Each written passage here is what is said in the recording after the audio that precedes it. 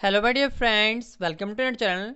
Friends, आज हम fifth class का सब्जेक्ट मैथ का पोल स्टार सैम्पलर 8 सॉल्व करने वाले हैं। सैम्पलर 8 की वीडियो हम पार्ट बाय पार्ट बनाएंगे। पार्ट नंबर ए में हमने 2 मार्क्स वाले क्वेश्चन को रखा हुआ है और पार्ट नंबर बी में हमने 5 मार्क्स वाले क्वेश्चन को रखा हुआ है। ओके फ्रेंड्स, आज हम इस वीडियो में पार्ट नंबर ए के सभी क्वेश्चन को सॉल्व करेंगे।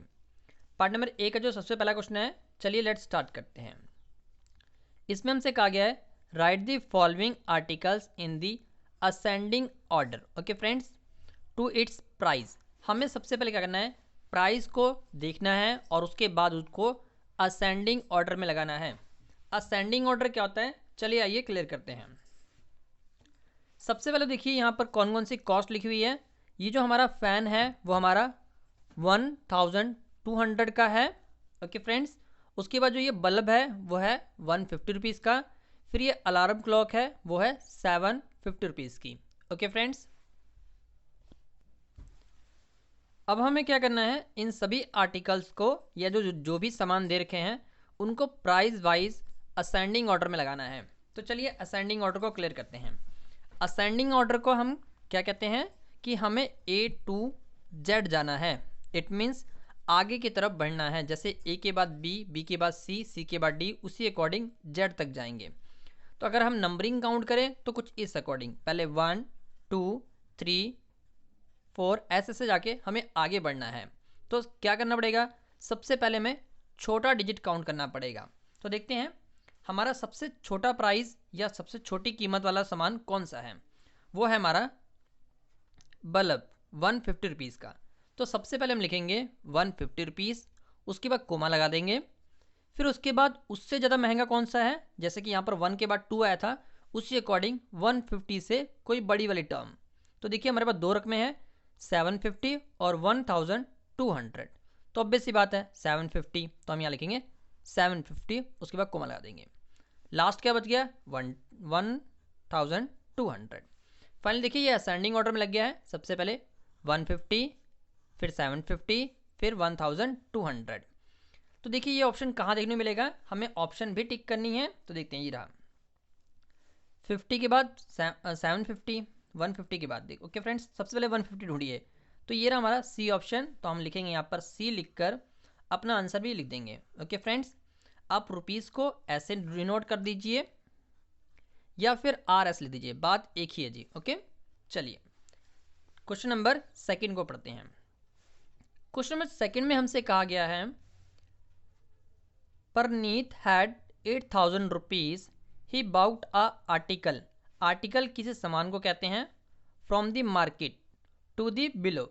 उन्होंने कहा हुआ है कि परनीत है सॉरी, उसके पास 8000 रुपीज़ हैं और वो मार्केट गया, उसने दो सामान खरीदे हैं, एक शूज़ खरीदे हैं और एक जैकेट या कोट कह लीजिए। ओके फ्रेंड्स, ये दो सामान खरीदे हैं जिनकी प्राइस लिखी हुई है। शूज़ ने 1000 रुपीज़ से खरीदे हैं और जैकेट या फिर कोट 4000 रुपीज़ से खरीदा है। और बोला गया है how much amount he left. तो उसके बाद उसके पास कितना पैसा बचेगा। तो उसके लिए हम क्या करेंगे, ये लाइनिंग भी लिखिएगा और लाइनिंग लिखने की जरूरत नहीं है, बट ये हम इसे इसी अकॉर्डिंग सॉल्व करते हैं। कॉस्ट ऑफ शूज़ कितना है, 1000 रुपीज़। कॉस्ट ऑफ जैकेट कितना है, 4000 रुपीज़। टोटल अमाउंट कितनी होगी, इन दोनों को मिला के कितने रुपए हो गए हमारे पास, तो वो गए 5000 रुपीज़। इट मीन्स हमने मार्केट से 5000 रुपीज़ का सामान खरीद लिया है। हमारे पास कितने रुपये थे, 8000 रुपीज़। तो हम इसको लिखेंगे total amount 8000 rupees, total expand मतलब हमने जो पैसे खर्च कर दिए हैं। ओके फ्रेंड्स, टोटल एक्सपेंड कितना किया, 5000 रुपीज़। अब हम क्या करेंगे, इनमें से इसको माइनस कर देंगे तो हमारे पास बचेगा लेफ्ट अमाउंट। इट मीन्स जो हमारे पास पैसे बच गए हैं। तो कितने पैसे बचेंगे माइनस करने पर, 3000 रुपीज़। यही हमारा आंसर आएगा। चलिए देखते हैं ऑप्शन में कहाँ लिखा हुआ है 3000। तो देखिए ये रहा ऑप्शन, तो लिखेंगे D 3000 रुपीज़। आई होप ये क्वेश्चन आपको क्लियर हो गया होगा। चलिए अगला क्वेश्चन करते हैं। क्वेश्चन नंबर थर्ड में हमसे कहा गया है जसनप्रीत हैज़ 60,000 रुपीज़। जसनप्रीत के पास 60,000 रुपये हैं। ही बाउट अ LCD, उसने LCD बाउट खरीद लिया है। How much money was left with her, तो उसके पास अगर वो एलईडी खरीद ले रही है तो उसके पास कितना पैसा बच जाएगा। ओके फ्रेंड्स, चलिए देखते हैं। यहाँ पर बहुत सारे आर्टिकल्स लिखे हुए हैं, बहुत सारे सामान की लिस्ट दी हुई है। तो ये वॉशिंग मशीन है, कितने हैं 24,999 रुपीज़ का, इससे हमें कोई मतलब नहीं है। एलसीडी कितना है 42,500, इसी की हमें जरूरत है, हमने ये खरीद लिया। और भी सामान थे बट जसनप्रीत ने एलसीडी ही खरीदा है, तो हम एलसीडी की बात करेंगे, बाकी को नेगलेक्ट करते हैं।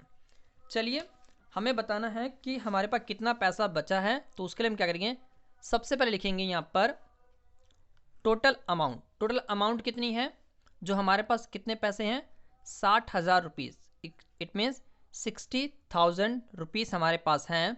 हमने खरीदा एलसीडी खरीदा है, तो लिखेंगे कॉस्ट ऑफ एलसीडी कितने हैं 42,500। अब हम क्या करेंगे, 42,500 तो हमने दुकानदार को दे दिए हैं। अब हमारे पास कितना रुपये बचा, तो हम इसको क्या करेंगे, माइनस करेंगे।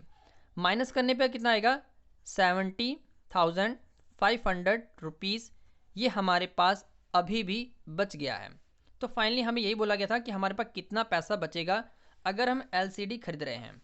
तो कितना बचा है 70,500। ओके फ्रेंड्स, तो देखते हैं ये ऑप्शन कहाँ लिखा हुआ है। तो ये देखिए सी इज़ अ राइट आंसर, तो आप यहाँ लिखेंगे सी और 70,500। आई होप ये आपको क्लियर हो गया होगा। चलिए अगला क्वेश्चन करते हैं। Question number 4। क्वेश्चन नंबर 4 में हमसे क्या कहा हुआ है, हमें कहा गया है in the following which is even number group. हमें कहा गया है कि इवन नंबर का ग्रुप फाइंड आउट करना है। सबसे पहले तो ये बताते हैं इवन नंबर क्या होते हैं। इवन नंबर होते हैं हमारे पास 2, 4, 6, 8, 10, या फिर एग्जाम्पल के तौर पर हम उसकी डेफिनेशन याद रखेंगे, which number is divisible by 2। I repeat again, which number is divisible by 2 that is called even number. वो संख्याएं जो 2 से भाग हो जाती हैं या 2 के टेबल से कट जाती हैं या 2 के टेबल में आती हैं, उनको हम इवन नंबर कहते हैं। ओके फ्रेंड्स, डेफिनेशन को फिर से रिवाइंड कर लीजिएगा, वीडियो को थोड़ा सा फिर से पीछे करके फिर से पढ़ लीजिएगा। ओके फ्रेंड्स, क्या डेफिनेशन दी, चलिए मैं एक बार और क्लियर करता हूँ। Which number is divisible by 2 that is called even number. तो उसी अकॉर्डिंग देते हैं, इसमें हमारे पास जिसके एंडिंग में 2 आ रहा है या 4, 6, 8 या 0 आ रहा है that is a even number. Okay friends, चलिए तो देखते हैं किन के टर्म में हमारे पास 2, 4, 6, 8 आता है। सबसे पहले देखिए यहाँ पर देख लो 5, 7, 2, तो लास्ट में 2 आ गया, बिल्कुल इवन नंबर है। पर ये देखिए 3, 7, 3, तो ये ऑड आ गया। हमें क्या चाहिए, इवन नंबर चाहिए जिसके लास्ट में 2, 4, 6, 8 या 10 आए। इट मीन्स वो 2 के टेबल से जाएंगे या 2 के टेबल से डिवाइड हो जाएंगे। ओके फ्रेंड्स, तो ये तो क्रॉस हो गया। उसके बाद आती है बारी इसकी 371, तो ये पहले से ऑड नंबर है तो ये ग्रुप भी नहीं काउंट होगा। अब अगला टर्म काउंट करते हैं, 371 यहाँ पर भी है तो ये भी काउंट नहीं होगा। फाइनली बचा हमारे पास डी वाली टर्म 572, फिर है 618, 720, 814। इन सभी के लास्ट में हमारे पास यही वाले डिजिट बन रहे हैं, या फिर हम इसको कहते हैं लास्ट डिजिट है इनकी या एंडिंग डिजिट है वो 2, 4, 6, 8 या 0 समथिंग बन रहा है, तो ये इवन नंबर कहलाएंगे क्योंकि ये 2 से डिवाइड हो जाएंगे। ओके फ्रेंड्स, अगर आप डिवाइड करेंगे तो किस अकॉर्डिंग डिवाइड करेंगे, ऐसे 572 को आप 2 से डिवाइड करिए, रिमाइंडर अगर आपका 0 आता है तो इट मीन्स ये डिवाइड हो जाएंगी। उसी अकॉर्डिंग बाकी टर्म को भी आप डिवाइड करके चेक कर लीजिएगा। तो यही ये सीरीज़ बनेगी जो हमारी इवन नंबर की सीरीज़ है, जो हमें कहा गया था कि इवन नंबर ग्रुप फाइंड करना था। तो finally D is a right answer. Okay friends, चलिए आई होप ये आपको क्लियर हो गया होगा। अगला क्वेश्चन करते हैं, क्वेश्चन नंबर 5। इसमें हमसे क्या कहा हुआ है, हमें कहा गया है write the fraction is not coloured part. हमें एक डायग्राम बना के दिया हुआ है, तो ये डायग्राम हमने यहाँ क्लियर कर लिया है। ओके फ्रेंड्स, आप यहाँ लोकेट कर लीजिए या फिर यहाँ पर देख लीजिए एज यू विश। तो हमने ट्रायंगल क्रिएट किया, ट्रायंगल में हमें कहा गया है not colour part. Not colour part मतलब कौन सा ऐसा पार्ट है या कौन सा ऐसा ट्रायंगल है जिसको कलर नहीं किया गया है। तो ऑब्वियस सी बात है, देखिए 1 और ये 2। चलिए हम यहाँ पर लिखते हैं 1 और 2। कुल कितने पार्ट हैं? तो 3 पार्ट हैं, जिनमें से हमारे पास 2 पार्ट को कलर नहीं किया गया है। तो हम इसको फ्रैक्शन में कैसे लिखेंगे? जिसको कलर नहीं किया गया है उसको ऊपर लिखेंगे, और जितने ट्रायंगल थे कितने थे? 1 2 3, तो 3 हम नीचे लिखेंगे। ओके फ्रेंड्स, अगर हमें कलर्ड पार्ट पूछेगा कि कितने को हमने कलर किया है, तो 1 को कलर किया है, उस अकॉर्डिंग हम 1/3 लिखेंगे। पर हमें क्या पूछा है? नॉट पूछा गया है, नॉट कलर पार्ट। तो कितने पार्ट को कलर नहीं किया गया है? तो 2 पार्ट हैं जिनको कलर नहीं किया गया, तो फ्रैक्शन में हम लिखेंगे 2/3। ओके फ्रेंड्स, आई होप ये क्वेश्चन आपको क्लियर हो गया होगा। तो देखते हैं ये ऑप्शन कहाँ देखने को मिलेगी। तो ये ऑप्शन आपको मिलेगी बी, 2/3। तो आप बी लिखेंगे और 2/3 भी लिखेंगे। ओके फ्रेंड्स, चलिए आई होप ये भी क्वेश्चन आपको क्लियर हो गया होगा। क्वेश्चन नंबर 6 कर लेते हैं। क्वेश्चन नंबर 6 में हमसे क्या कहा हुआ है? हमें कहा गया है count currency. Currency it means note कहते हैं, पैसों कहते हैं, इंडियन करेंसी। ओके फ्रेंड्स, चलिए count currency note and choose correct answer. सबसे पहले क्या करना है? कुछ हमें नोट दिए गए हैं, उनको हमें लिख कर जोड़ कर बताना है कि हमारे पास कितने पैसे हैं। चलिए थोड़ा क्लियर करते हैं, शायद मे भी ये पिक्चर्स आपको क्लियर ना दिख रही हो। इसके लिए मैंने क्या किया है, अलग से शीट पर इसको लिख लिया है। जो सबसे पहला नोट है इट मीन्स ये वाला नोट है, वो हमारा 2000 रुपीज़ का है, 2000 रुपये का नोट है ये। फिर अगला नोट फिर से हमारे पास 2000 रुपीज़ का है, 2000 रुपीज़ का नोट। फिर ये जो थर्ड वाला है ये हमारा 500 रुपीज़ का नोट है। ओके फ्रेंड्स, हमने यहाँ लिख दिया 500 रुपीज़। फिर अगला नोट है ये हमारा 1 रुपीज़ का नोट है, तो हमने यहाँ लिख दिया 1 रुपीज़। फिर ये हमें एक कॉइन कहा गया है, ये हमारा कॉइन 5 रुपीज़ का कॉइन है। ओके फ्रेंड्स, आपको शायद मे बी पिक्चर साफ ना दिख रही हो, इसलिए मैंने यहाँ लिख लिया है 5 रुपीज़ का कॉइन है। ओके फ्रेंड्स, अब हमें कहा गया है कि अगर हमारे पास ये नोट्स पड़े हैं 1 2 3 4, 4 नोट हैं और एक सिक्का है, तो हमारे पास कुल कितने पैसे हैं उसे ही हमें जोड़ना है। तो हम क्या करेंगे? सबसे पहले यहाँ पर लिखेंगे 2000 रुपीज़, एक नोट हो गया जी। फिर दूसरा 2000 रुपीज़, फिर क्या जी 500 रुपीज़, फिर कितना है 1 रुपीज़। चलो 1 को बाद में काउंट करते हैं, हम 5 पहले काउंट करते हैं, 5 रुपीज़। फिर हम 1 को काउंट करेंगे। अब इन सभी को ऐड करेंगे, तो जब ऐड करेंगे कितना आएगा? 4506 रुपीज़ हमारा आंसर आएगा। इट मीन्स हमारे पास 4506 रुपीज़ हैं। ओके फ्रेंड्स, कितने पैसे हमारे पास? 4506 रुपीज़। देखते हैं ये ऑप्शन कहाँ देखने को मिलेगी हमें। तो देखिए ये रहा वो ऑप्शन। पेपर में ये हो सकता है कि आपको ये नोट्स की काउंटिंग थोड़ी और बढ़ाकर या कम करके या अलग अलग नोट्स यहाँ पर दिए जा सकते हैं। ओके फ्रेंड्स, बहुत अच्छा क्वेश्चन है, एडिंग इसी अकॉर्डिंग कीजिएगा। ओके फ्रेंड्स, चलिए अगला क्वेश्चन करते हैं। तो आंसर लिख लीजिएगा डी, 4506 रुपीज़। चलिए आगे चलते हैं। Question number 7। क्वेश्चन नंबर 7 में हमसे क्या कहा हुआ है? हमें कहा गया है according to the 12 hour clock हमें 12 घंटे का यूज़ करना है, which time is equals to the given time. हमें यहाँ पर देखिए एक क्लॉक बता रखी है, ये दूसरी क्लॉक होती है जो हम नॉर्मली नंबर फॉर्म में काउंट करते हैं। ओके फ्रेंड्स, इन क्लॉक में सुइयाँ नहीं होती हैं, नंबरिंग दी होती है। जैसे यहाँ पर दिया हुआ है 18:20 18 आवर 20 मिनट्स। ओके फ्रेंड्स, अब हमें कहा गया है कि हमें 12 घंटे का यूज़ करना है, तो उसके लिए हमने क्या किया, ये नॉर्मल जो हमारी हैंड वाली क्लॉक होती है उसको क्रिएट कर लिया। ओके फ्रेंड्स, तो क्या होता है 12 आवर क्लॉक कैसे काउंट होगा? 12 आवर कैसे काउंट होगा? तो 1 2 3 4 5 6 7 8 9 10 11 12, तो ये 12 आवर काउंट हो रहा है। अब हमें कहा गया है कि हमें 18:20 कहा गया है, तो 18 कैसे बजेंगे? तो उसके लिए हम क्या करेंगे? सबसे पहले यहाँ पर काउंट करना सीखेंगे। तो 1 2 3 4 5 6 7 8 9 10 11 12, 12 के बाद हमें 18 तो बजा ही नहीं इसमें। ओके फ्रेंड्स, कितना बोला गया? 18 बज रहे हैं, हमारे पास कितना बज रहा है? 12 बज रहा है। ओके, तो 18 कैसे बजाएंगे हम? तो उसके क्या करेंगे? 12 के बाद हम इसको 1 ना काउंट करके हम 13 काउंट करेंगे, 13 काउंट करेंगे। ओके फ्रेंड्स, 12 के बाद ये 13, मतलब 12 के बाद 13 14 15 16 17 और ये रहा फाइनली 18, इसको हम 18 काउंट करेंगे। ओके फ्रेंड्स, हमें कहा गया है कि अगर मैं नॉर्मल भाषा में बोल रहा हूँ कि हमारा 18 बज रहा है, 18 बज के 20 मिनट हो रहे हैं, तो ये कितना बज रहा है, 12 घंटे के अकॉर्डिंग काउंट करना है। ओके फ्रेंड्स, तो ये तो हमने 18 बजा दिया बिल्कुल कि हमारा 6 बज रहा है। ओके फ्रेंड्स, अब 6 कब बज रहा है, जब हमारा टाइम 12 के बाद 13 काउंट होता है, तो यहाँ पर PM काउंट होता है।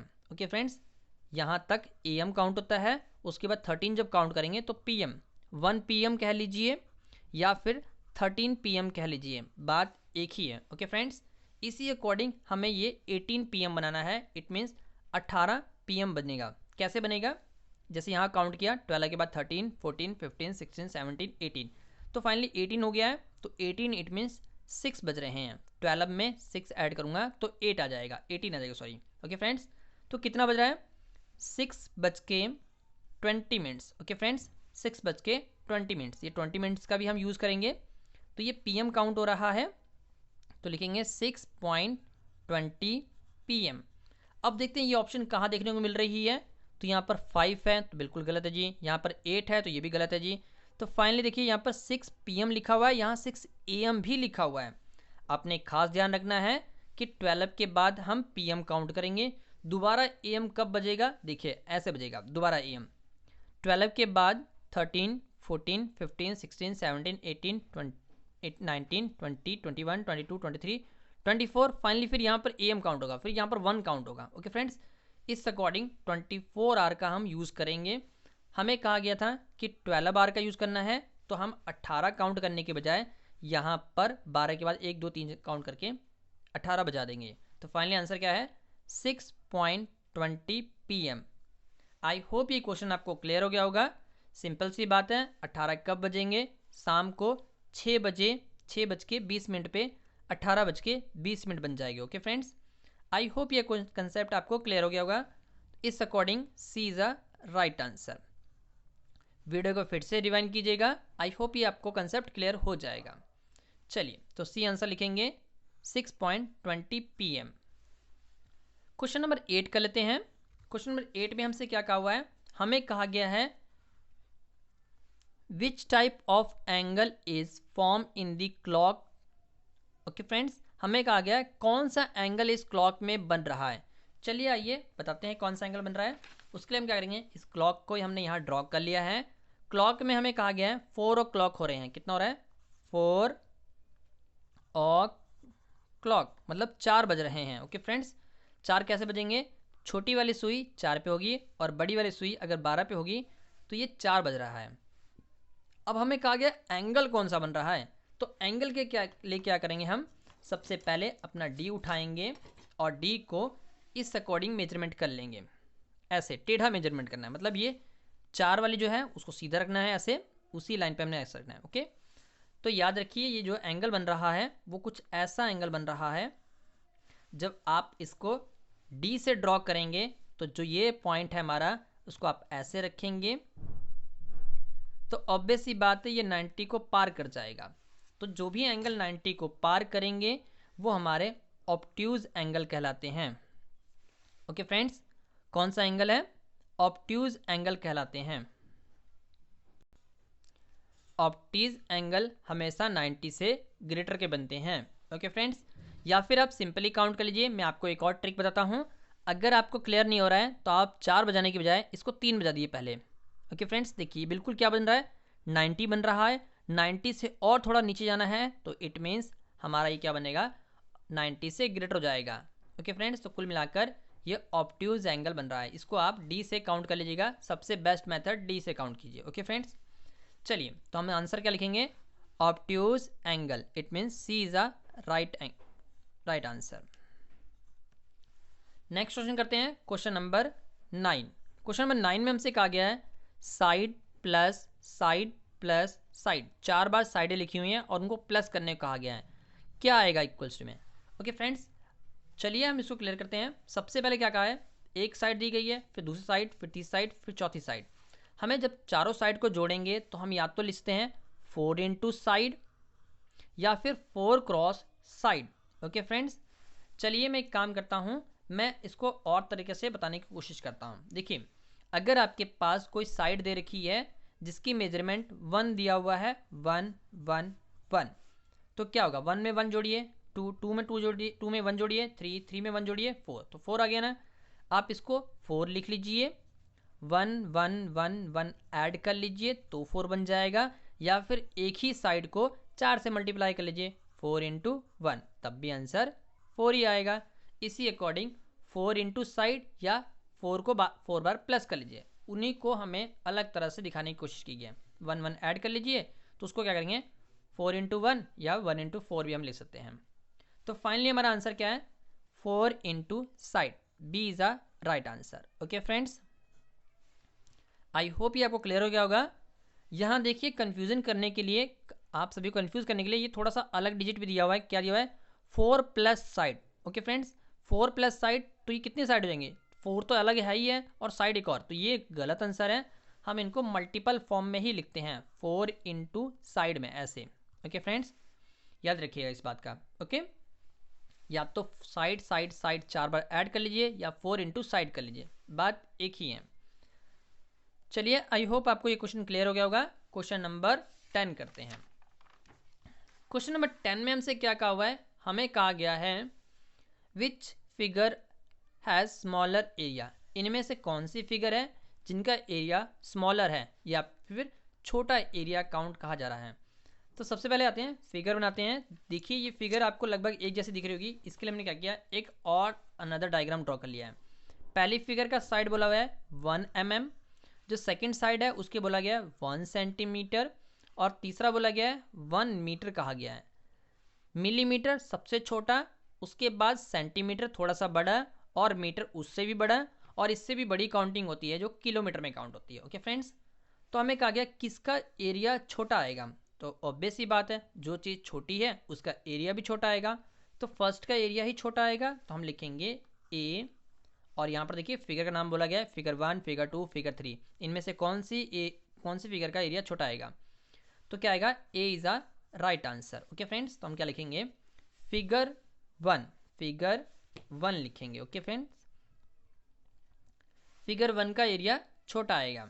चलिए अगला क्वेश्चन चलते हैं, क्वेश्चन नंबर 11। क्वेश्चन नंबर 11 में हमसे कहा गया है see the both bar graph. Okay friends, हमें बार ग्राफ को ध्यान से लिखना है।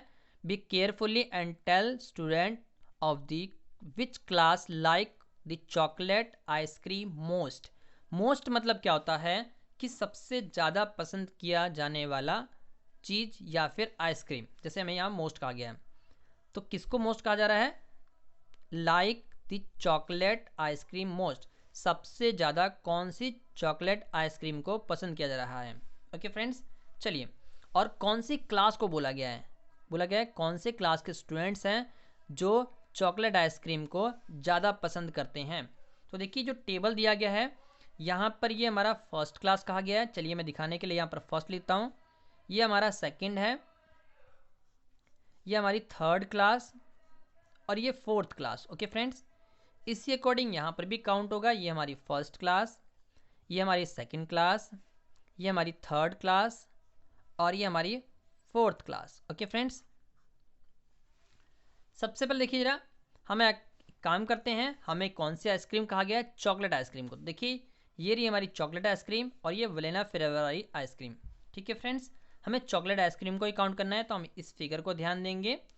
और बोला गया कि बार ग्राफ को, दोनों बार ग्राफ को देखना है कौन सी क्लास के स्टूडेंट्स हैं जो चॉकलेट आइसक्रीम को ज़्यादा पसंद करते हैं। ओके फ्रेंड्स, तो यहाँ तो चॉकलेट है ही नहीं।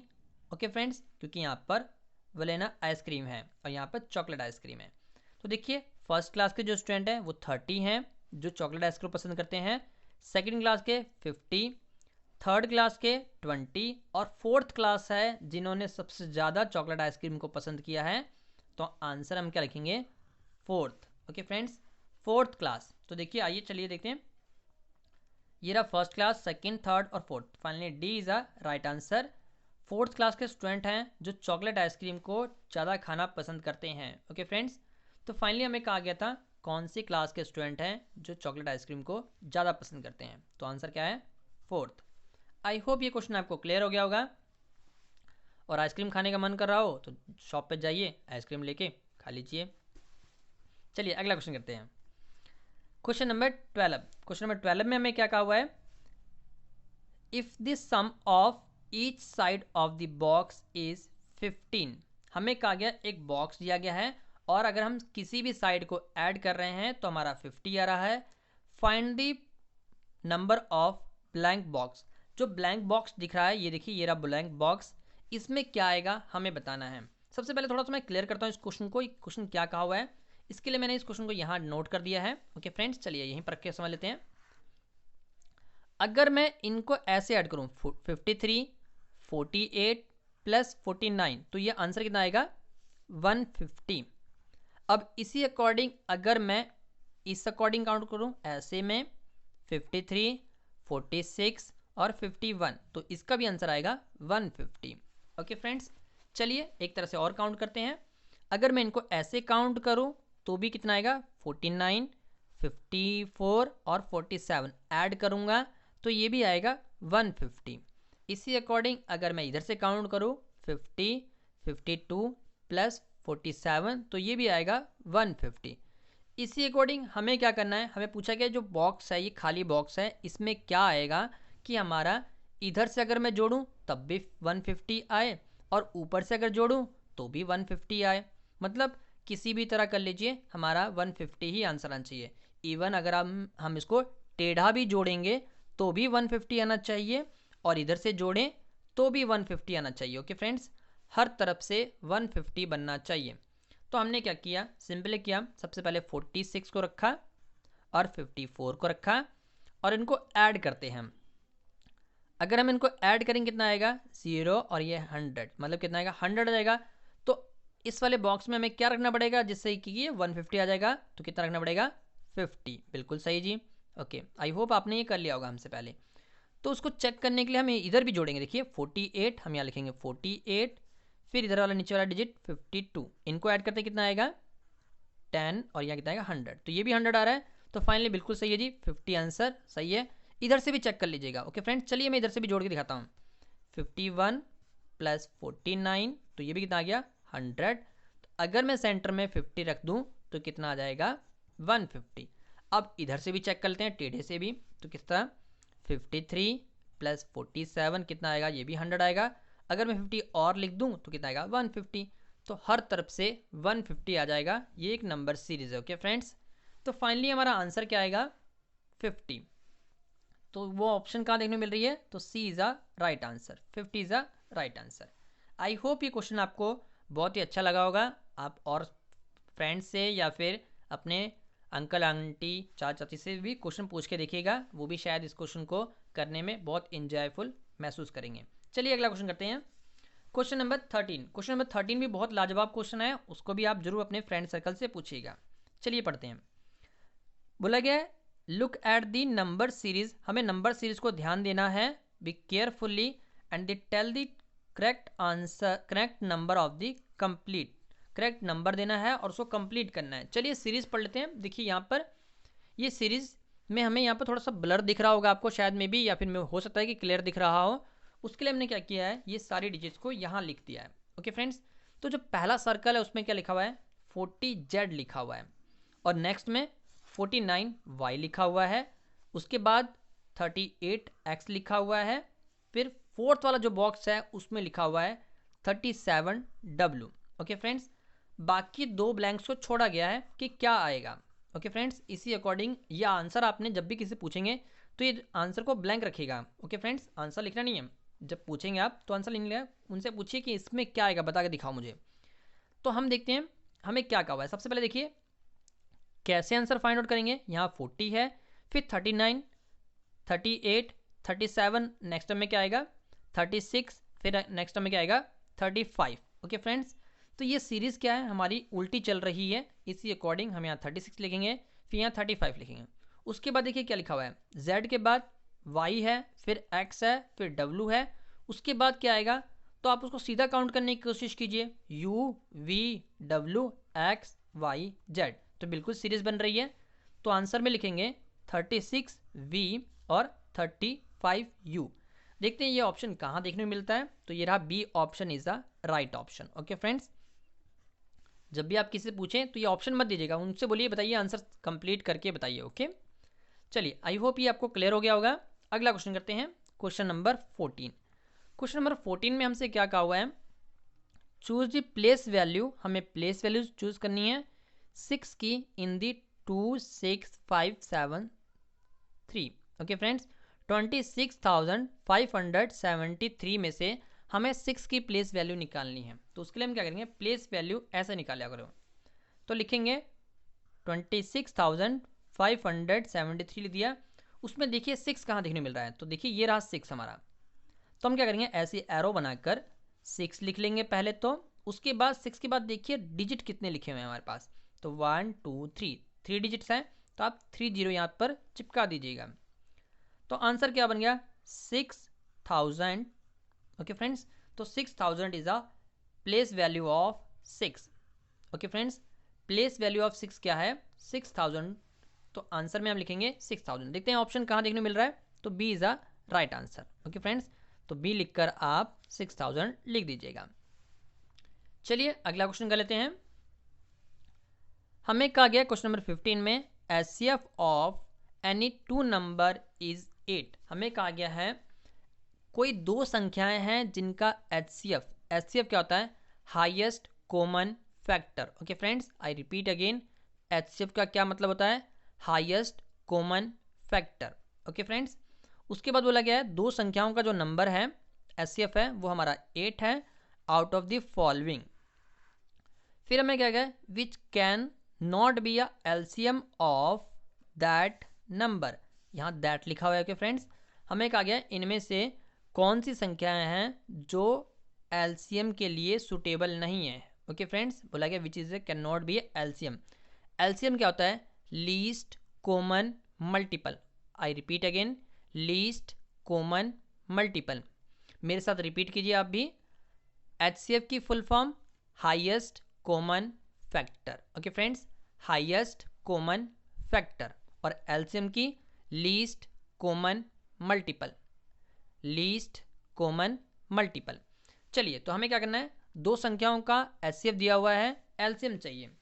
तो क्या करना है, हमने सभी को कुछ इस अकॉर्डिंग नोट करना है। HCF ऑफ 2 नंबर 8 दिया हुआ है, तो सबसे पहले देखिए यहाँ 48 लिखा हुआ है, तो हम 48 को 8 से डिवाइड करेंगे। 8 से डिवाइड करेंगे तो बिल्कुल सही है, 8 के टेबल से ये डिवाइड हो जाएगा। अगर मैं 8 के टेबल से 60 को डिवाइड करूं तो 60 से ये डिवाइड नहीं होगा। अगर 8 के टेबल से मैं 24 को डिवाइड करूं तो ये डिवाइड हो जाएगा, और 8 के टेबल से 56 को डिवाइड करूं तो ये भी डिवाइड हो जाएगा। एकमात्र डिजिट है जो 8 से डिवाइड नहीं होगा, तो वो ही हमारा टर्म है जो HCF नहीं कहलाएगा।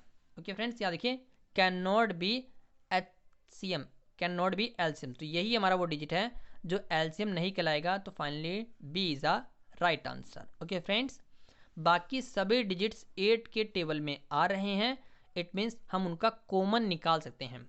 ओके फ्रेंड्स, आई होप ये क्वेश्चन आपको क्लियर हो गया होगा। चलिए अगला क्वेश्चन करते हैं, क्वेश्चन नंबर 16। क्वेश्चन नंबर 16 में से क्या कहा हुआ है, हमें कहा गया है the proper fraction among this. इनमें से हमें प्रॉपर फ्रैक्शन निकालनी है। तो सबसे पहले आपको क्लियर करें, प्रॉपर फ्रैक्शन क्या होती है, जिसका नॉमिनेटर छोटा होता है, डिनोमिनेटर बड़ा होता है। ओके फ्रेंड्स, अब कहने का क्या मतलब है, ऊपर वाली डिजिट नीचे वाले डिजिट से छोटी होनी चाहिए, मतलब ऊपर वाले जो डिजिट है वो छोटा होना चाहिए। देखिए यहाँ क्या लिखा हुआ है, 4/3, तो ऊपर वाला डिजिट 4 है, वो 3 से बड़ी है, तो ये काउंट नहीं होगा, ये प्रॉपर डिजिट नहीं है। यहाँ पर कितना है, 6/5, यहाँ पर भी हमारा जो 6 है वो 5 से बड़ा है, तो ये भी काउंट नहीं होगा। यहाँ कितना है, 7/12, तो यहाँ पर ऊपर वाला डिजिट छोटा है और नीचे वाला डिजिट बड़ा है, तो यही हमारा काउंट हो जाता है। चलिए आगे भी पढ़ लेते हैं। पहले यहाँ पर 8/7 लिखा हुआ है, तो 8 हमारा ऊपर वाला डिजिट बड़ा है और नीचे वाला छोटा है, तो ये भी काउंट नहीं होगा। प्रॉपर फ्रैक्शन क्या होती है, जिसका ऊपर वाला डिजिट इट मीन्स नॉमिनेटर छोटा हो और डिनोमिनेटर बड़ा हो, नीचे वाला टर्म बड़ी होनी चाहिए, इसको हम प्रॉपर फ्रैक्शन कहेंगे। तो finally C is a right answer. Okay friends, I hope ये कंसेप्ट आपको क्लियर हो गया होगा। चलिए क्वेश्चन नंबर 18 करते हैं। क्वेश्चन नंबर 18 में हमसे क्या कहा हुआ है, हमें कहा गया है the cost of daily newspaper is 4 rupees. हमें कहा गया है हमारे घर न्यूज़पेपर आ रहा है और एक दिन का न्यूज़पेपर का जो खर्चा है या न्यूज़पेपर की जो कॉस्ट है 4 रुपये पड़ रही है।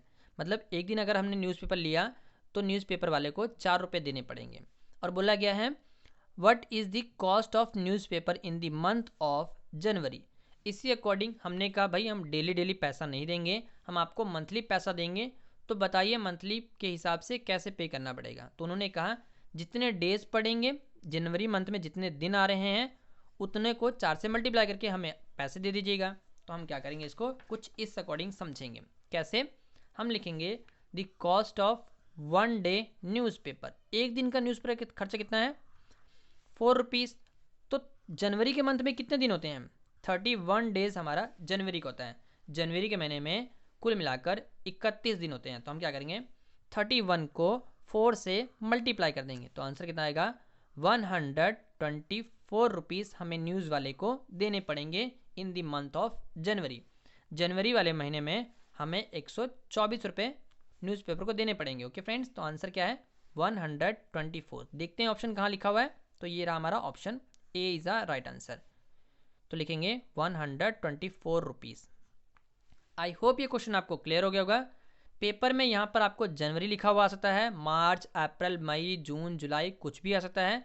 तो आपने उसको काउंट कैसे करना है, देखिए आज मैं काउंट करने सिखाता हूँ। सबसे पहले आपने मुट्ठी बंद कर लेनी है। ओके फ्रेंड्स, चलिए मुट्ठी बंद करिए, हैंड ही काउंट कर लीजिए। तो देखिए ऊपर जो हमारे पास आएगा यहाँ पर ऐसे, चलिए मैं देखता हूँ। तो जनवरी, फिर यहाँ पर फरवरी, मार्च, नीचे में अप्रैल, मई, जून, जुलाई। ओके फ्रेंड्स, जो डिजिट ऊपर आ रहे हैं वो हमारे 31 डेज के हैं। Okay friends, 31 days. चलिए मैं यहाँ पर लिखता हूँ, ओके क्लियर करने वास्ते। यहाँ 31, यहाँ पर भी 31, यहाँ पर भी 31 और यहाँ पर भी 31। जो नीचे आ रहा है वो हमारा 30। ओके फ्रेंड्स, 30 और ये 30। इसी अकॉर्डिंग बाद में हम इस हैंड में भी काउंट करेंगे। तो कैसे काउंट करना है, जनवरी, नीचे आएंगे फरवरी, मार्च, अप्रैल, मई, जून, जुलाई। उसके बाद फिर से आपने काउंट करना है यहाँ से या फिर यहाँ से। जुलाई के बाद अगस्त, सितंबर, अक्टूबर, नवंबर, दिसंबर। ओके फ्रेंड्स, जो भी डिजिट ऊपर आए वो हमारे 31 के हैं और जो डिजिट नीचे आए वो हमारे 30 के हैं। बस आपने फरवरी का ध्यान रखना है, फरवरी में 28 दिन होते हैं और लीप का ईयर हो तो 29 दिन होते हैं। ओके फ्रेंड्स, इसका आपने ध्यान रखना है, इसी अकॉर्डिंग काउंट करना है। नॉर्मल हमने कैसे काउंट करना सीखा हुआ है, वो ये मुट्ठी बंद करके लोग सिखाते हैं कि आप यहाँ पर ऊपर आएगा तो हमारा 31 का है, नीचे आएगा तो 30 का है। जनवरी, फरवरी, मार्च, अप्रैल, मई, जून, जुलाई, फिर उसके बाद ये इसी हैंड में काउंट करते हैं, अगस्त, सितंबर, अक्टूबर, नवंबर, दिसंबर। ओके फ्रेंड्स, जैसा मर्जी काउंट कर लीजिए, आपको जो सुटेबल लगे उसी अकॉर्डिंग। तो आपने ध्यान रखना है किस मंथ में कितने डेज आ रहे हैं, उसको 4 से या जो भी डिजिट दिया हो उससे मल्टीप्लाई करके आंसर लिखना होगा। चलिए, आई होप ये आपको क्लियर हो गया होगा। क्वेश्चन नंबर 28 करते हैं। अब हमें कहा गया है how many days are there in a leap year. Leap year में कितने डेज होते हैं। ओके फ्रेंड्स, तो याद रखिए लीप ईयर में 366 डेज होते हैं। नॉर्मल जो ईयर होता है उसमें 365 डेज होते हैं। सिर्फ लीप ईयर में हमारे पास जो फरवरी होती है वो 29 डेज की होती है, इसलिए 366 डेज होते हैं। ओके फ्रेंड्स, नॉर्मल ईयर में 28 का जो हमारा मंथ होता है वो फरवरी का होता है, इसलिए 65 डेज इसमें होते हैं। आई होप ये कंसेप्ट आपको क्लियर हो गया होगा। लीप ईयर में फरवरी में 29 डेज होते हैं, इसलिए 366 डेज लीप ईयर में होंगे। ओके फ्रेंड्स, आई होप ये कंसेप्ट आपको क्लियर हो गया होगा। चलिए देखते हैं 366 कहाँ लिखा हुआ है। तो ये देखिए बी ऑप्शन देखने में मिल रहा है, 366 days in a leap year. चलिए अगला क्वेश्चन करते हैं, क्वेश्चन नंबर 19। क्वेश्चन नंबर 19 में हमसे क्या कहा हुआ है, हमें कहा गया है the angle of 90 is called. हमें कहा गया है 90 डिग्री एंगल को हम क्या कहेंगे। ओके फ्रेंड्स, तो याद रखिए जो एंगल हमारा बिल्कुल सीधा बनता है ऐसे, आप डी से काउंट कर लीजिएगा, जिसमें बिल्कुल 90 बने ऐसे करके। ओके फ्रेंड्स, तो वो हमारा राइट एंगल बनता है। क्या बनता है, राइट एंगल। तो हम लिखेंगे right angle is called 90 degree. Okay friends, जो एंगल 90 बनता है वो हमारा राइट एंगल होता है। तो option A is a right answer. चलिए इस ऑप्शन को हम यहाँ पर अगले पेज पे लिखेंगे। तो अगला पेज टर्न कर लेते हैं। तो यहाँ पर आंसर में हम लिखेंगे राइट एंगल। ओके फ्रेंड्स, क्या लिखेंगे? Right angle. आई होप ये आंसर आपको क्लियर हो गया होगा। चलिए और भी कुछ चीज़ें हैं, इसमें क्लियर कर दूं मैं, थोड़ा सा पीछे रिवाइंड करते हैं। ऑब्ट्यूज एंगल में क्या होता है? जो 90 से बड़े होंगे वो हमारा ऑब्ट्यूज एंगल, जो 90 से छोटा होगा वो हमारा एक्यूट एंगल, और जो बिल्कुल एक स्ट्रेट लाइन बनाएगा वो हमारा straight angle. Okay friends, angle के लिए हमने अलग से एक वीडियो बना रखी है, उसको जरूर देख लीजिएगा। ओके फ्रेंड्स, चलिए क्वेश्चन नंबर जो 20 है उसको फिनिश कर लेते हैं। क्वेश्चन नंबर 20 में हमसे क्या कहा हुआ है?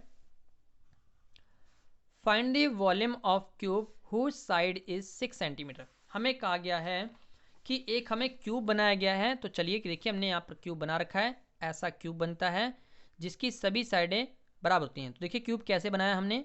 सबसे पहले ये जो लाइन बना रहा हूँ मैं, ऐसे बनाना है, फिर नीचे, फिर यहाँ पर, फिर अप। तो एक हमारे पास स्क्वायर बनाना है, फिर बीच की लाइन ड्रॉ करके नीचे ले आएंगे, बिल्कुल सेंटर से, इन दोनों के सेंटर से लिखेंगे, फिर नीचे एक और बॉक्स बना देंगे, फिर कॉर्नर को हम जोड़ देंगे। ओके फ्रेंड्स, ऐसे कॉर्नर को जोड़ देंगे तो ये क्यूब बन जाएगा। ओके, फिर से ज़रा बना के दिखाएं आपको। तो देखिए ऐसे बनाना, नॉर्मल रफली बनाता हूँ जल्दी जल्दी में। सबसे पहले ऐसे बनाएंगे हम, फिर इनको बीच से स्टार्ट करेंगे, अब इनको ज्वाइन कर देंगे। ओके फ्रेंड्स, इस अकॉर्डिंग आपका क्यूब बन जाएगा। हमें कहा गया है साइड ऑफ क्यूब कितना है? 6 सेंटीमीटर। क्या चाहिए? वॉल्यूम चाहिए। क्या चाहिए हमें? वॉल्यूम। तो फॉर्मूला याद रखिए, वॉल्यूम ऑफ क्यूब साइड का क्यूब। रिपीट कीजिए मेरे साथ, वॉल्यूम ऑफ क्यूब साइड का cube, volume of cube side का क्यूब। इट मीन्स, या फिर आप इसको ऐसा ही पढ़ते हैं, volume of cube side into side into side, 3 bar side. Okay friends, side into side into side, volume of cube side into side into side. Okay, चलिए फिर हम क्या लिखेंगे? 6 का लिख के पावर 3 लगा लेंगे। जैसे कि मैंने बताया, side into side into side, तो हम यहाँ पर 6 6 6 लिख देंगे, और तीनों को मल्टीप्लाई करेंगे, कितना आएगा? 6 को 6 से मल्टीप्लाई करें कितना आएगा? 36, और 36 को फिर से 6 से मल्टीप्लाई करिए, कितना आएगा? 216। तो फाइनली वॉल्यूम ऑफ क्यूब क्या आएगा? 216 centimetre cube. Okay friends, centimetre cube का जरूर ध्यान रखिएगा। ऑप्शन देखते हैं ये कहाँ लिखा हुआ है। देखिए सबसे पहले तो 216 ढूंढिए कहाँ लिखा हुआ है। तो एक मात्र आंसर ये रहा जी, सेंटीमीटर क्यूब लगा हुआ है, तो बिल्कुल आंसर लिख लीजिएगा 216 सेंटीमीटर क्यूब। ओके फ्रेंड्स, इस अकॉर्डिंग हमने क्या किया, पार्ट नंबर ए के सभी क्वेश्चन को सॉल्व कर लिया है। नेक्स्ट वीडियो में हम पार्ट नंबर बी के सभी क्वेश्चन को सॉल्व करेंगे। Okay friends, part number B हमारा 5 मार्क्स का है। अगर वीडियो अच्छी लगी हो तो लाइक ज़रूर कीजिएगा, और अंत तक देखने के लिए बहुत बहुत धन्यवाद। अपने फ्रेंड सर्कल में इस वीडियो को जरूर शेयर कर दीजिएगा। Keep supporting us, please like share and subscribe my YouTube channel. Thank you, take care, all the best for exam. अच्छे से एग्ज़ाम दीजिएगा, एग्ज़ाम के दिन आगे हैं, तो वीडियो को और भी हमने बहुत सारी वीडियोज़ अपलोड रखी हुई हैं, उनको भी ज़रूर एक एक बार देख कर पेपर में जाइएगा, आपको बहुत अच्छा लगेगा और आप अच्छा स्कोर करके आएंगे। जितना स्कोर करके आएँ हमें कमेंट बॉक्स में जरूर बताइएगा कि आपने फाइनल पेपर में कितना स्कोर किया है। Thank you.